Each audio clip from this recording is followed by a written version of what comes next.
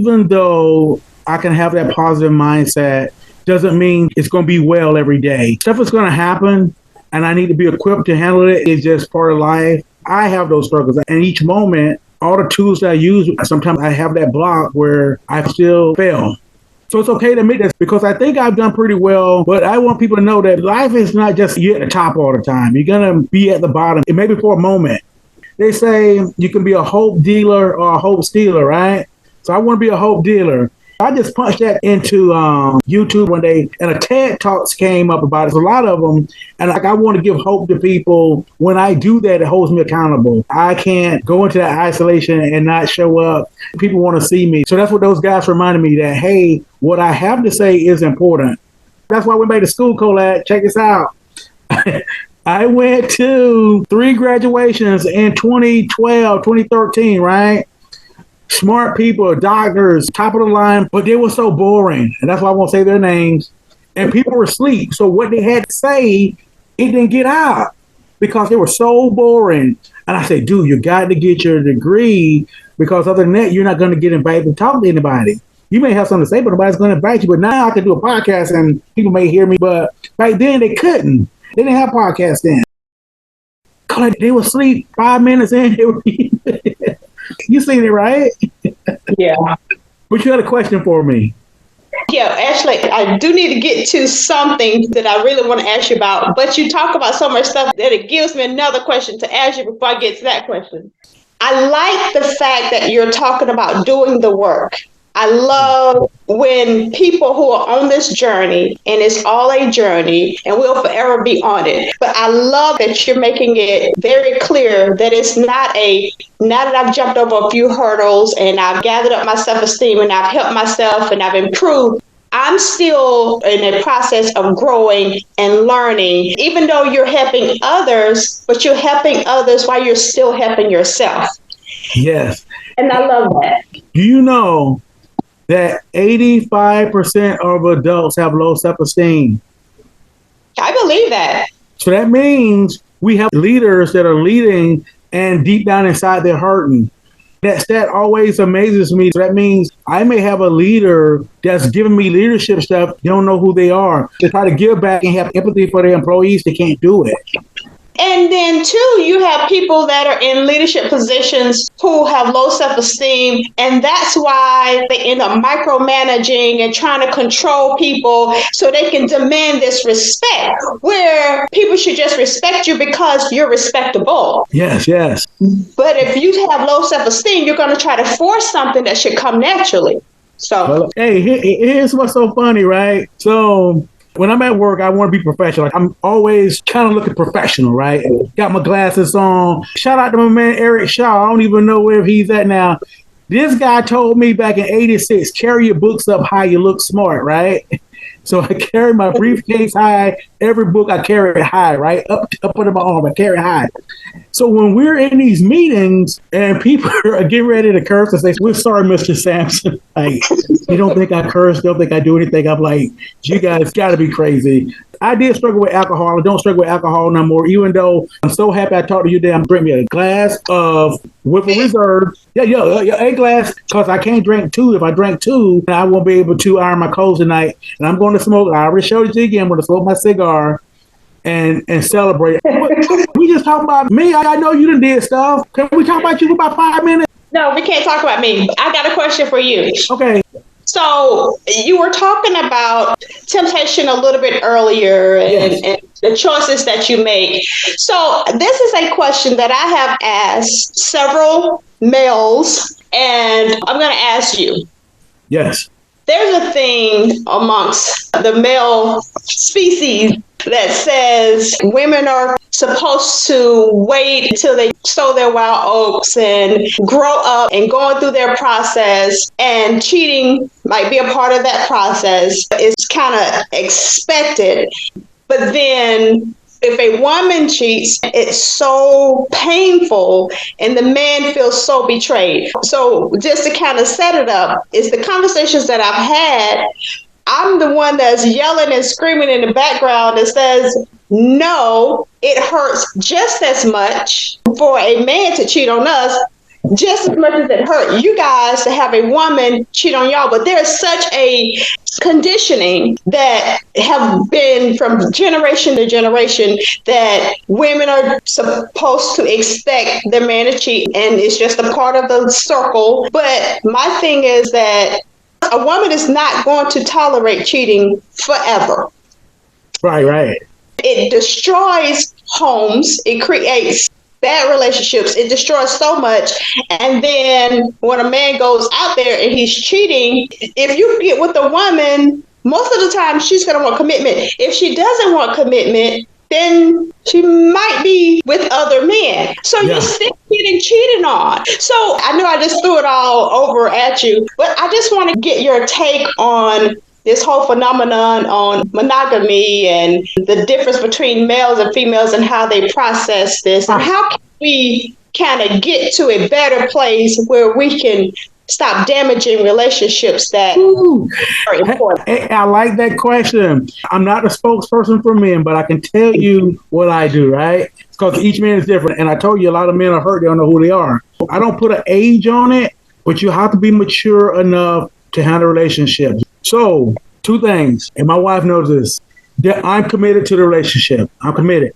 I'm around beautiful women all the time. I'm around smart women all the time. I'm around women in the gym all the time that got the looks, right? So I know my weaknesses. My weakness is alcohol, beautiful woman, smell good, nice body. I like everything about a woman. That ain't for me, though. Number one, I don't want that on my conscience. Like I told you, I'd rather talk to you mentally because there's a plenty of opportunities for me to sleep with women. The opportunity is there, the temptation is there, but I want my conscience clear. Like you said, I'm going to be equally hurt.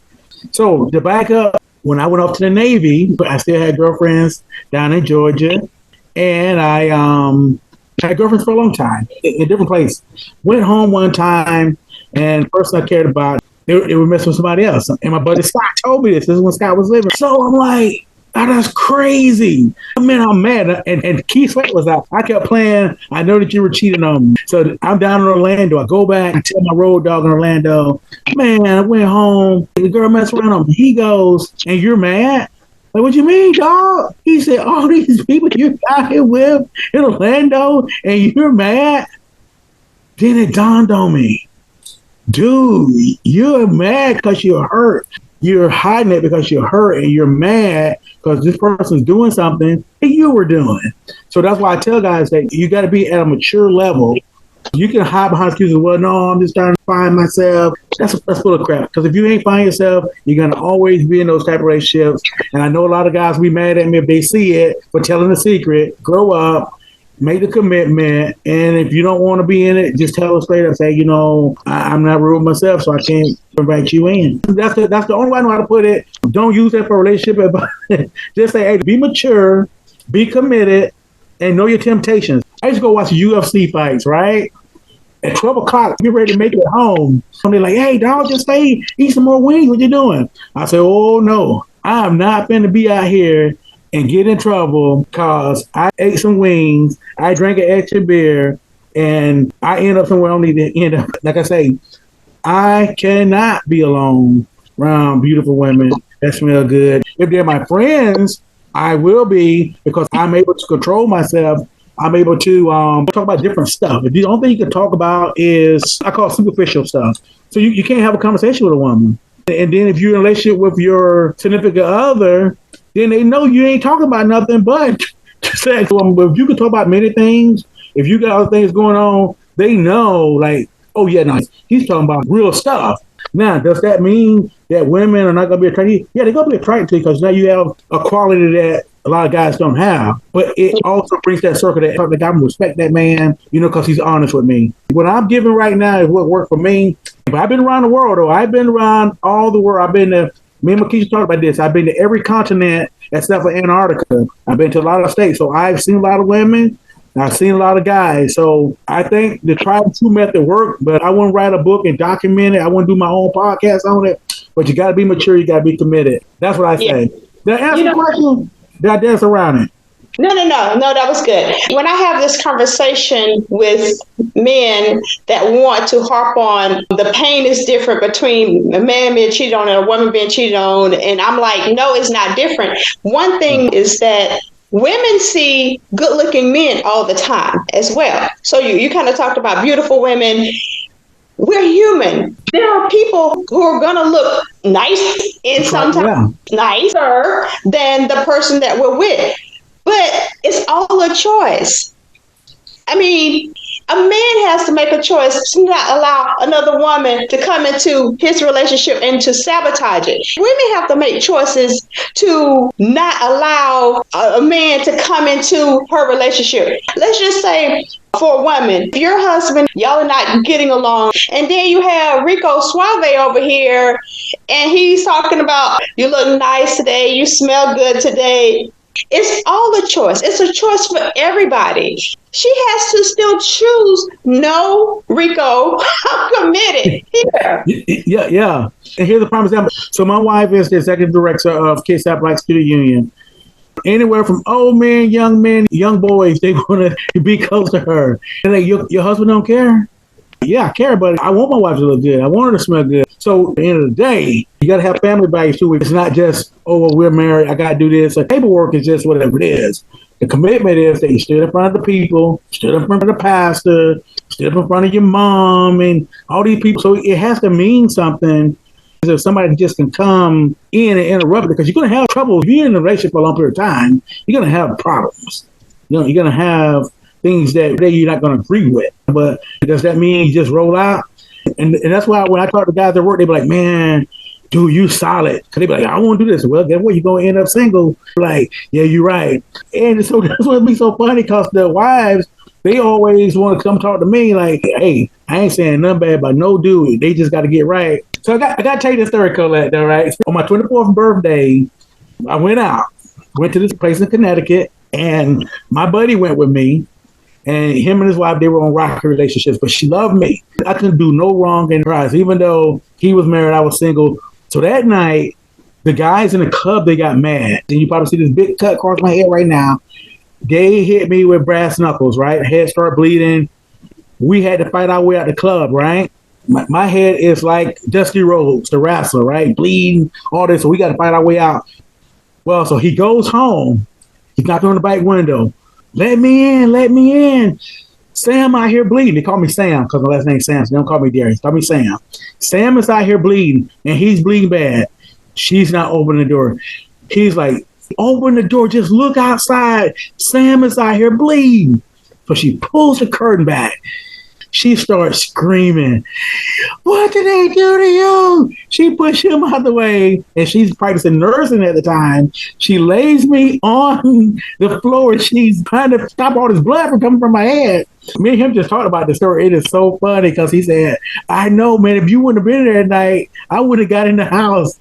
And so it's the same for me now when I'm talking. I try to present myself in a way, because my arrogance is this, and my wife knows this too, that I don't want to sleep with a lot of women, but I do want, if you encounter me, I want to be to the point where you're stimulated by the conversation, or you're going to say, think about that guy right there. And I do get happy when I do go get the coffee or whatever, and everybody get all bubbly and they like, oh, you coming in today? Like, yeah, I'm happy about that.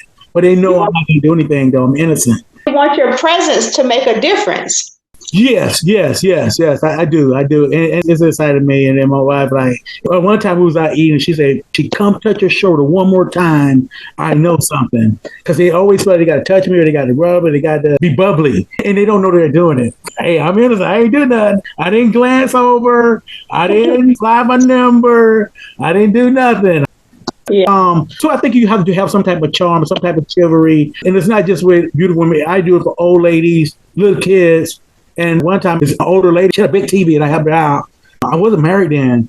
And she looked at her granddaughter like, you need to be trying to talk to him. And I thought that was cool, because I do think that you have to still be a gentleman. You still have to be a man. There's certain things that, women need, whether they say they do or they don't. And that's my thing every day. I say, when my wife argue me, I say, don't matter if you argue me, I'm still going to do what I'm supposed to do. I'm going to get up early in the cold, the super cold, and go get your coffee. And I'm going to go fill your car up, and you don't have to fill it back. I'm going to fold these things that I don't want to, but it's my obligation. Hey, I'm kidding, but I am doing this. So when you wake up, you don't have to worry about it. Just get up and breathe, and your day is set. And she's like, you're so arrogant. Did I do it or not? If the dishes washed that you asked me to. And guys get disappointed because sometimes you feel like you're being judged. And it is hard, but you still got to do what you're supposed to do. And that's a speech I will always give. You got to do what you're supposed to do. You may not get accolades for it, but like Chris Rock said, you're supposed to do it. Get up every day and do it. Make your list. And that's what I would tell anybody, whether it's man or woman, make your list of what you want to do every day. Make your own list. If you want to get and work out, go do it, because eventually the doctor's going to tell you got to work out. So do that. Get you a good book. I got 3 books I read. The Power of Metaphysics, I told you. The First Steps of Metaphysics and The Law of Attraction, right? Made Easy. Those are my go-to books. Affirmations. So that's one thing I did. So in 1997, I made a commitment that I'm going to start reading more. Whether it was a magazine or a newspaper, that's why I started reading. Then I started reading books. Yeah. One thing I want to say is you have always had something about you that stood out, that was different. So I can see why people are drawn to you, how people can see your light. I'm so proud that you have found your way in figuring out manhood and have really done the inner work that so many people are afraid to do. Even though we thought you were already such a well put together man, what we saw on the outside, and actually start working on that inside to make that inside match the outside. So hats off to you. Well, thank you for letting me do this podcast. I'm excited. I'm glad we did it. And plus, it gives me the connection back to Pelham Hornet. I'm a Hornet for life, and I love Pelham, Georgia. Now, have y'all had a class reunion? We had 2 of them. You did? We had one at the 20-year mark, and we had one at the 30-year mark. We had one day, and that one day was so special. We got a shirt. It says 30-year, and it had a date, and it's called One Day, One Lifetime, right? When the Navy SEALs wake up in the morning, before you even get out of bed, do your prayer. So that one day, when you get ready to go, and I can relate to this being out to sea, because you may not make it back out. You don't know if you're going to make it to the end of the day. So that's why that one day is a whole lifetime.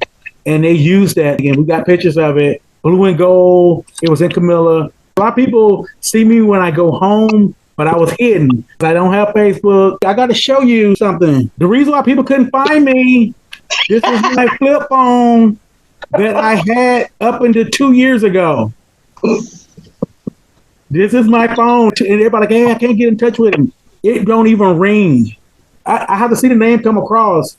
They try to give me an upgrade. They said, sir, we don't make that phone. Your plan is friends and family. I got this phone in 2007 when I came back from overseas. It was in Maryland. So that's how I got the 443 number.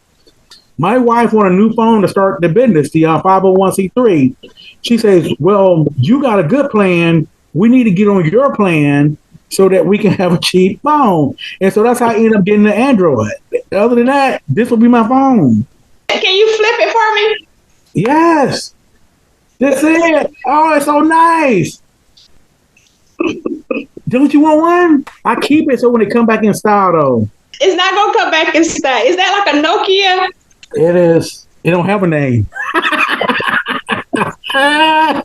They could even upgrade me. I told them if I need an upgrade, I don't want no phone. My buddy said, you can have my son's phone. You need to get a new phone. I say, no, man, this is my phone.